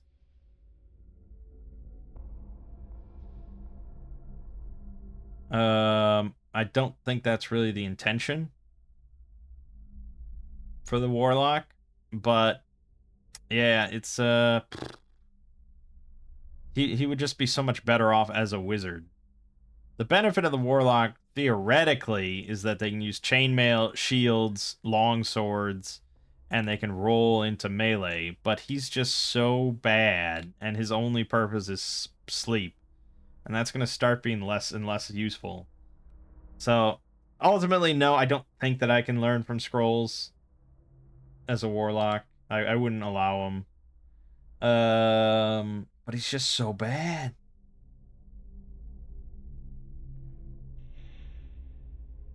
Yeah, anyways, where were we? What were we doing? What was happening? Right, we were searching this room, and we didn't get anything of value. So now we're going to go over to the danger room, and we're going to listen in.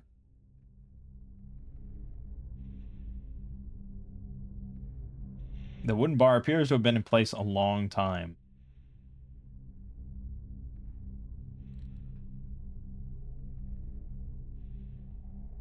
Okay, and there are 6 skeletons in there, but undead are typically silent if they're not active, and these are not going to be active. They're just standing there. So, yeah, I guess we'll lift the bar. I mean, danger is what we do, baby. We'll lift the bar, put that to the side, and open the door. This room is dark. Light from the large room behind you spills faintly to show that the room is only about 12 feet across, but to your left, there is only darkness. What little you can see is dingy and dirty. Okay. So, yep.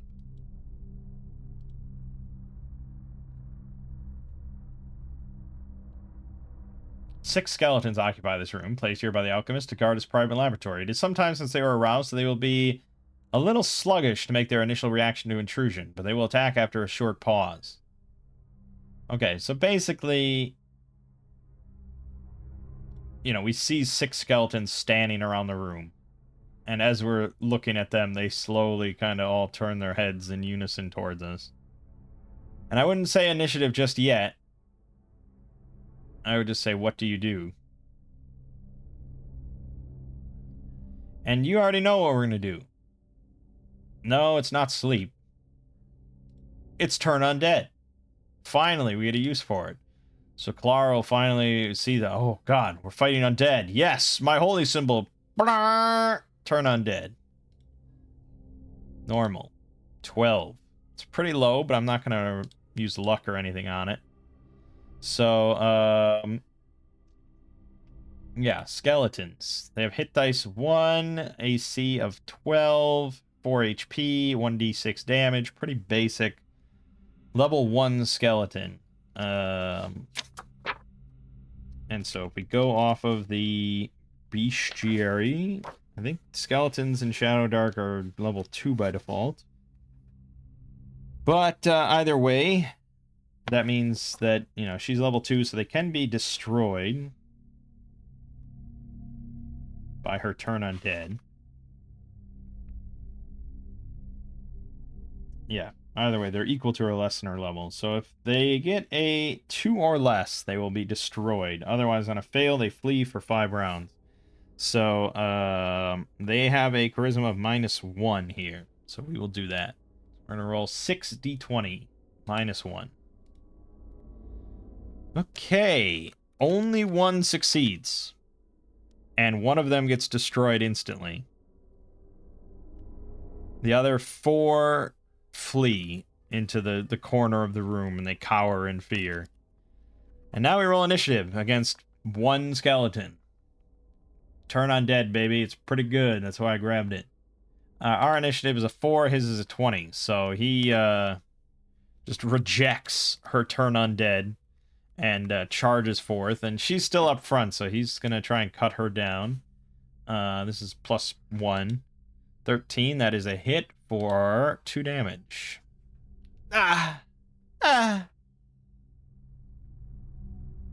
Grim will not stand by idly and let that happen. So he will spear this foul creature. I don't think that's a hit, because they had here a 12 AC. So no, he misses, sadly. Denton will try and beat it down as well. Miss. Norbert sneaks around behind and stabs it for 6 damage, and I think that'll do it. Right through the head. It's always the head, baby. Okay, and then it's just, we basically mop up. If we follow axe rules, Clara can't attack with her mace, but she wouldn't. So, you know, she'll just sit there while Grim and Norton and stuff. I mean, there's like 4 more rounds to their flee. They're cowering. So, let's see. We'll have advantage, so that's 1 dead. 2 dead. 3 dead. 4 dead. Alright, Grim can just do it himself. Easy work. Is that a significant fight? Hardly. Hardly, but I will give it to them. They went into a blocked door marked with danger. And they fought off a bunch of skeletons, so I gotta give him XP for that. Okay, good.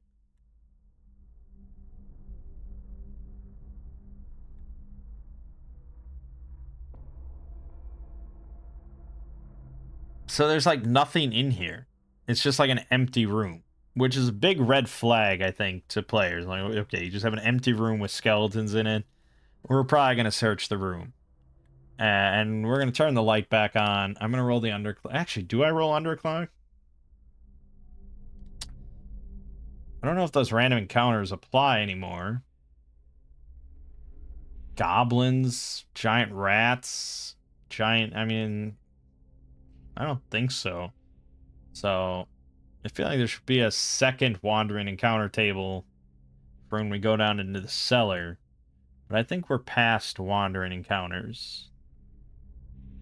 So I'm not going to bother with the underclock. Alright, so we find the secret door. The secret door opens towards you to reveal, piled on the floor of this room, a clutter of old and broken glass and earthenware. There are 3 small copper pots amidst the debris, and these appear to be intact. A bench runs down the west wall of what was obviously a laboratory. On the bench are various jars of powders and liquids and several pieces of chemical apparatus, some stained in different colors as the liquids they contain dried up long ago. There is a table against the south wall, forming an L shape with the bench. In the chair before the table sits a human figure with its back to you, apparently studying a book which is open on the table. The figure wears a robe embroidered with a variety of mystic symbols and a pointed hat. On the table is a candlestick, a tiny stump of unlit candle remaining in it, and a variety of other items, which even in the dim light shine with the warmth of pure gold. One of these objects looks like a human skull. Okay, so you wouldn't say then right away that it's a skeleton sitting there. You'd just say it's a human figure wearing a robe sitting at the table with his back to you. Might be obvious that it's just a corpse, but we also just fought 6 skeletons, so saying it's a skeleton doesn't necessarily mean anything. But yeah, I would just say it's sitting there, and then depending on what the players do, Grim would probably just like rush up to it and stab it in the ribs, but you know, nothing really happens one way or the other, so we can skip through that.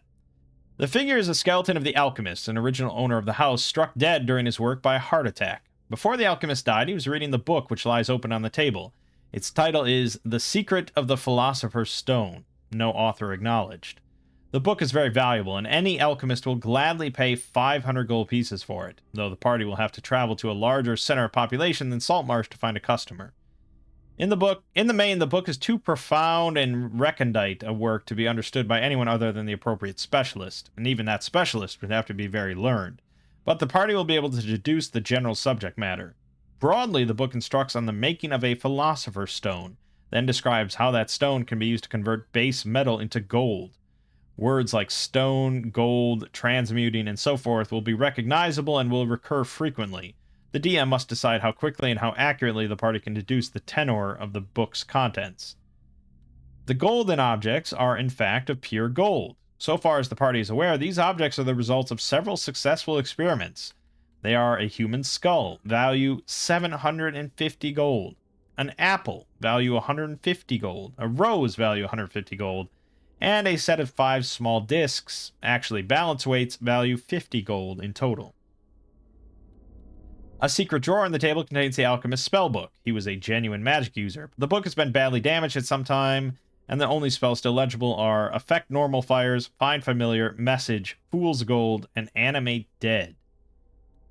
The skeleton wears a leather belt pouch in which there are 47 gold pieces. In the clenched left fist of the skeleton can be found a smooth, ovoid pebble about 4 ounces in weight and having a lustrous pale gold color. It emits a faint glow, as well as dwemer, if detect magic is cast on it. Though the party might assume it is the Philosopher's Stone, it is in fact a cursed luck stone, which will elect as its owner the first character to handle it. It cannot be thrown or given away, as it will always, within the hour, return magically to the owner without his or her knowledge, turning up in a pocket, belt pouch, or whatever. No type of physical blow will harm it, nor will cold, heat, electricity, or acid. The owner will suffer a penalty of -1 from all to hit rolls, damage rolls, and saving throws while the stone is possessed, even if it is temporarily absent.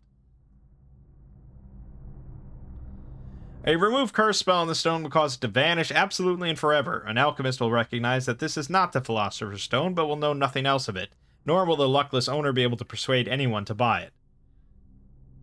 Wow. Okay, a lot to take in here. Starting with the book itself. I think, yeah, The Secret of the Philosopher's Stone. It's like this big ancient book on alchemy. I think we'd recognize as pretty valuable. So I think we'd take that. We'll give it to Denton.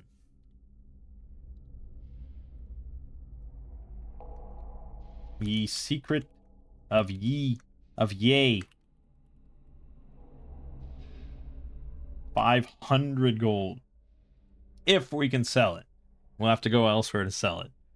Then there's the gold objects, and that human skull. That's pretty baller. So, golden skull. Worth 750 gold. We're sort of running out of space here, so there's not much else we can take. We have room for one more piece of treasure, which is probably going to be this golden apple.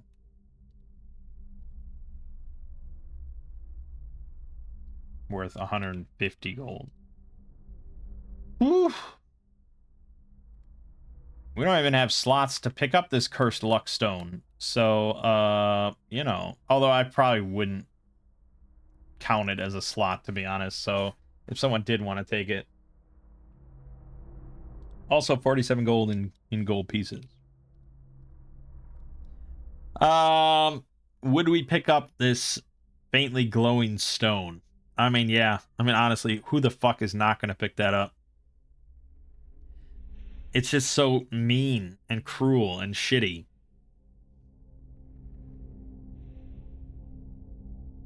And remove curse. Is that even in Shadowdark? Is that a spell that exists?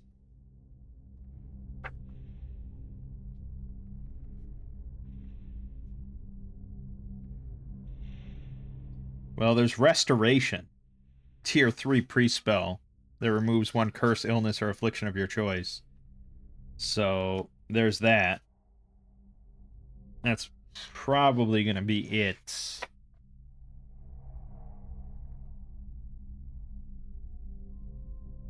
For removing a curse, I would imagine.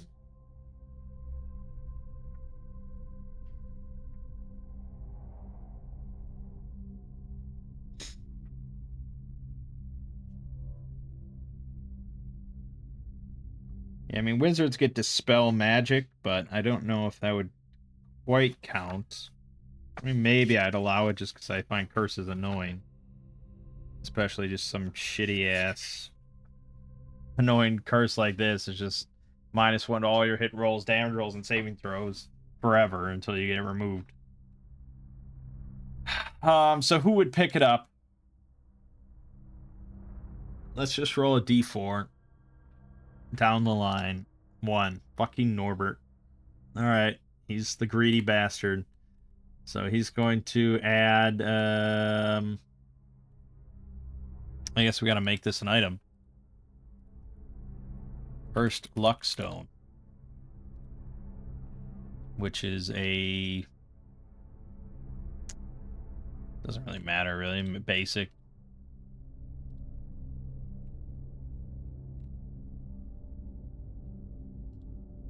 Container, bag. I mean, there's just so many icons here. Commodities. Gems. There you go. Now you're talking. Here you go. This thing. Does not have value. 0 slots per item. It's magic. And it has a...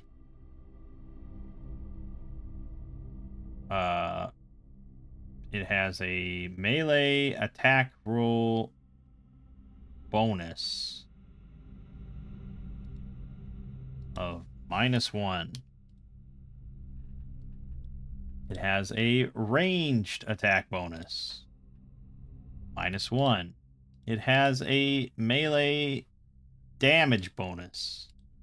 -1. And a range damage bonus. -1. Saving throws don't really exist.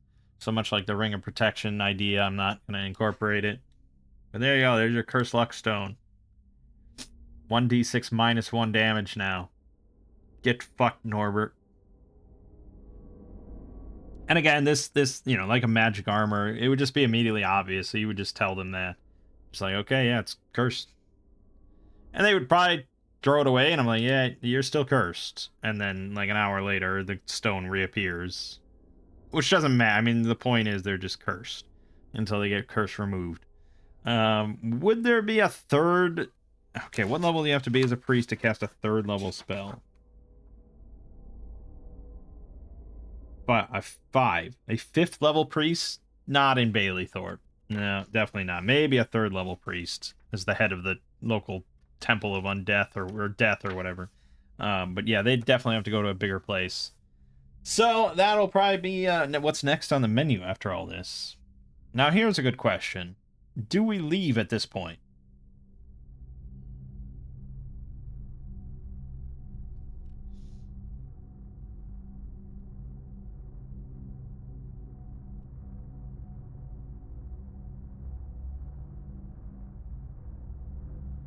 Probably. I don't think we're done here, because I think we suspect that something bad is happening here. Somebody seems to be in league with gnolls in some way. There's obviously humans living down here, although there's none here right now. So maybe we'll take that as a blessing that they're out right now or something like that. So I think we probably are going to vacate for today and come back tomorrow or maybe in like a week or something.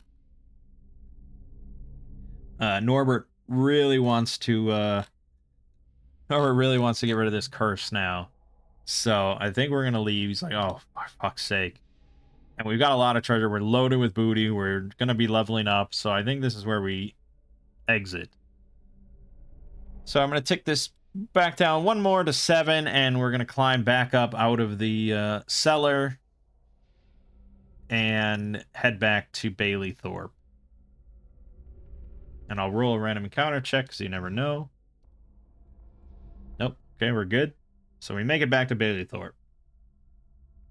Okay, now we level up. Let us do so. Clara, level 3. 1 HP. Great. Talent. +1 to melee or ranged attacks. Well, I guess she's going to take ranged. And she gets a tier 2 spell. Okay. Is that... Yeah, that's correct. Tier 2. So, we get some juicy ones here.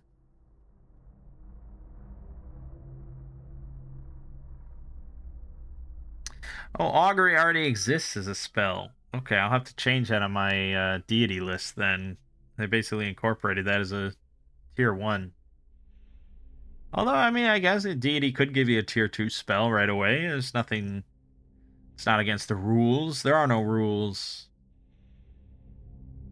Yeah, maybe. I think it's fine. Okay, Bless. 1 creature you touch gains a luck token. Wow. That is pretty damn good. And I think this has been house ruled by plenty of people. That you can't give yourself luck token. Or no, you can't use a luck token on any ability or spell that would give a luck token. That's usually the house rule that I have seen.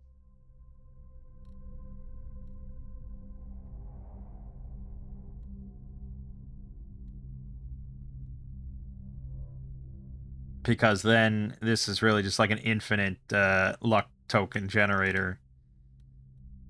And I've also seen, yeah, I think that, I don't know if it got brought up because of, I think it got brought up because of Seers.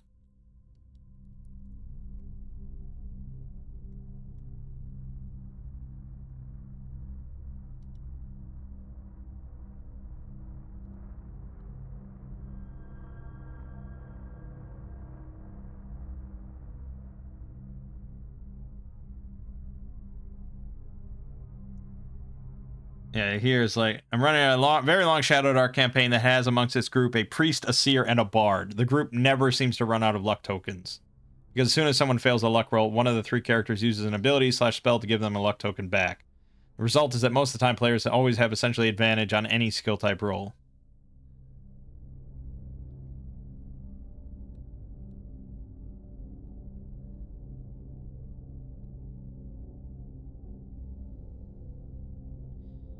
Allows you to reroll, but you must keep the second roll. That's not exactly the same as advantage. Your second roll might be worse than the first. That being said, I just lean into the fact that they have a lot of luck.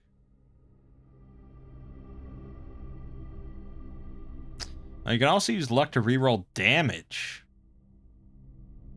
Or reroll a spell effect. Can't reroll anything out of game like HP or talent rolls when leveling, but everything in game is fair.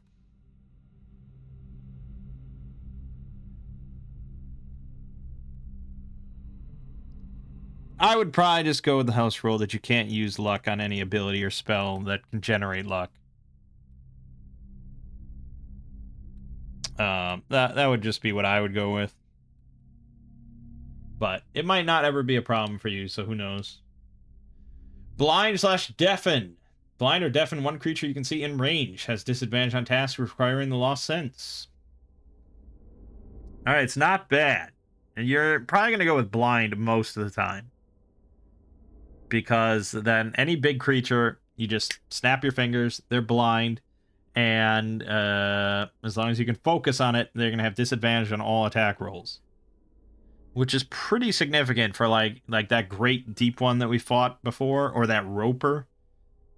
I mean, disadvantage is pretty significant on all attack rolls, especially if they have multiple attacks. So that's definitely got strong potential. Cleansing weapon. Weapon you touch for 5 rounds deals an additional d4 damage, 1d6 versus undead for the duration. Okay. Smite. Here you go. Call down punishing flames on a creature you can see within range. Takes 1d6 damage.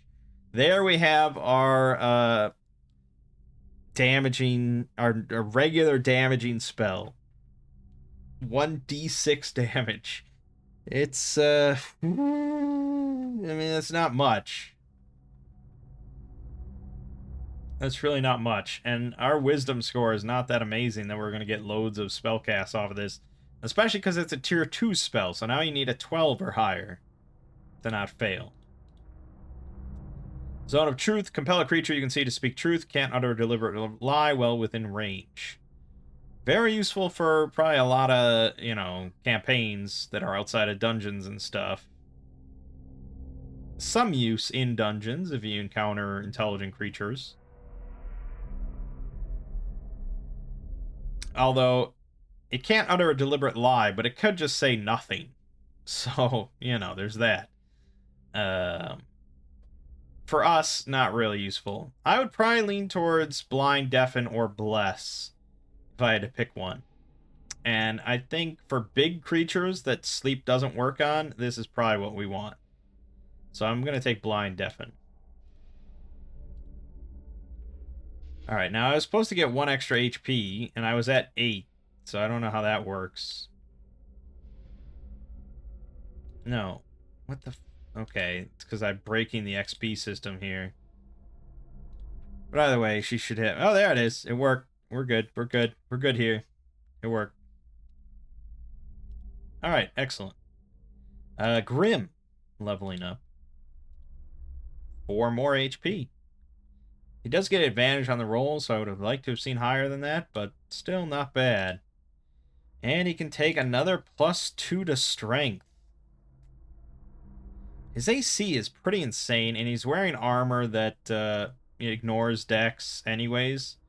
So unless I want my longbow better, I think we probably just want more strength. You could go with con, but I don't know. I don't know if it applies retroactively. And it would really just be like 1 more HP. So we'll go with strength.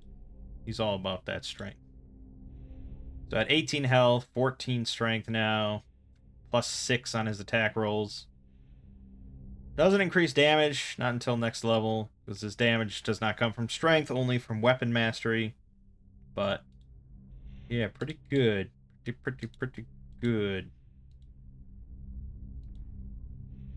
Yeah, I guess we are leveling, we're healing back to full.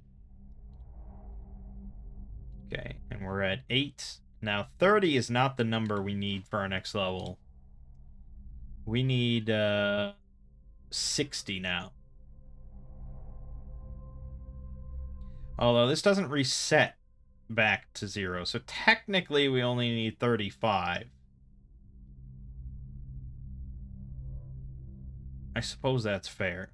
And we really only needed 15 to go from 2nd to 3rd, and I went all the way to 25. But I hand out XP pretty fluidly, and I think if you want a longer campaign, honestly, maybe you should follow this and reset it to 0 every time. And so then to go from 4th to 5th level, you need to get 125 XP, which is a lot, but you know, depends on how. I guess it depends on you if you're doing it this way and how much XP you tend to give out. I feel like I'm kind of generous. So yeah, maybe I would do it that way. So yeah, fuck it. We'll say we need 60 XP to level. We're already at 8, so 52 to go. Denton. Come on, Denton. This is your chance to really shine. Do something amazing. All right, good. 4 more HP. That's good. Oh, I didn't actually want a talent. I wanted to roll on boons. So we're going to roll for Shun the Vile here. Okay, we get one of our choice. Read Mind of Creature.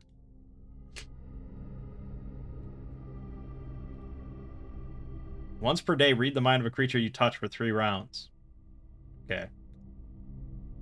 Okay. Well, alright. So we can gain a new wizard spell. Tier 1 wizard spell, which could be Magic Missile. And honestly, that would make him infinitely more useful than he is now. And it is his best stat at +2. He's never going to be that good at swinging a longsword because he doesn't have the fighter, he doesn't have weapon mastery. So, I mean, what are you really going to... I mean, basically, we could throw +2 to strength, and he'd have +2 on his longsword for 1d8, which is not that impressive compared to Magic Missile with advantage, dealing 1d4 all the time, and having pretty good odds of crits, because Magic Missile then becomes sort of a little luck generator. Anything that you can repeatedly do with advantage... I'm talking about playing solo. I mean, obviously, normal play, it's not going to get you luck. But for us, it is a bit of a luck generator. So, yeah, I think we're going to grab just Magic Missile and just call it a day there. +1 XP whenever you learn a valuable or significant secret. That is an interesting thing. But okay, we're going to go with a spell. Well, okay, our boon is learn a wizard spell. And then we're going to grab spells. Magic Missile. Yes. All right, Denton is not useless. I mean, Magic Missile's not amazing. It's only 1d4 damage, unless you crit, and then it's 2d4. So it's not amazing, but 1d4 for a lot of things that just have, like, a few hit points, and kind of, like, almost guaranteed to hit. Yeah, I mean, basically it's guaranteed to hit. Even if I fail, it still hits. So, yeah, Denton gained a big boost there. We like that. And he's at 9 health, so that's good. And then last but not least, Norbert. 3 more HP. Love it, love it, love it. And he can get another +2. Probably to... Oh, boy. I mean, obviously, he's kind of a dex guy because he's a thief. But strength would be more hit for his melee attacks, and he's mostly a melee guy. Yes, we're using finesse weapons because we kind of have we don't have much choice, really. It's either that or using a club. So, yeah, we're using finesse stuff. But putting 2 points into dex, he's not going to use dex. He's not going to use finesse. He's still going to use strength. So, just go in on strength. He's more of a thug than, like, a dexterous thief. There you go. It's questionable because he's never going to be as good of a fighter. So it's like, why are you pumping so much into strength to try and just make him better in melee combat? I should keep putting things into dex, so at least he fills that niche and he can do dexterous things like climbing or lockpicking or whatever. I probably agree in theory, but I don't know, we're just not encountering that much stuff like that. And the fact that he has advantage is kind of the big swing rather than him having a +1. I don't know. Yeah, I don't know. I could go either way, I suppose. And we could have made his short bow better. I forgot I even had a short bow. Fuck. Yeah, you're right. You're right. When you're right, you're right. Delete it. Go with Dex. Okay, so assuming we get rid of this curse, he'll have +1 on his short bow attacks. +2 if he throws a dagger. Yeah. He's still not great, but it's fine. It's fine. Okay. Torsen, we're still not leveling up because he's still fine. He doesn't really need it, and we don't care about Torsen. He's just my, like, inventory mule. And he's been perfectly unharmed, so he has no reason to back out. We are going to have to give him a pretty significant amount of money here, and he may just retire. But we'll see.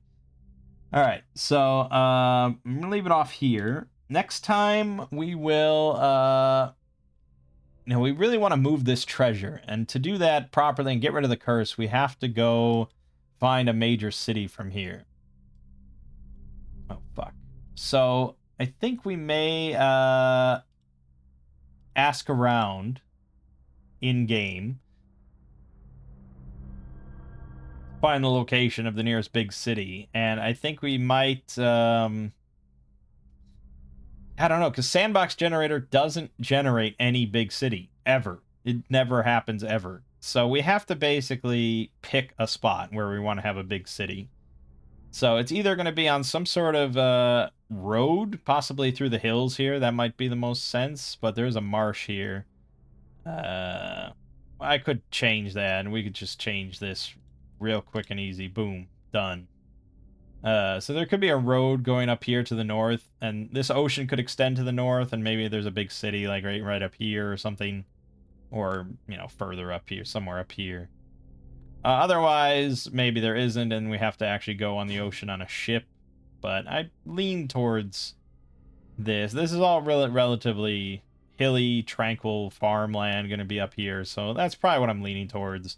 And then it'll just be a journey for us to go to the big cities, sell some stuff, maybe buy some stuff, come back, deal with the sinister secret of Salt Marsh. All right.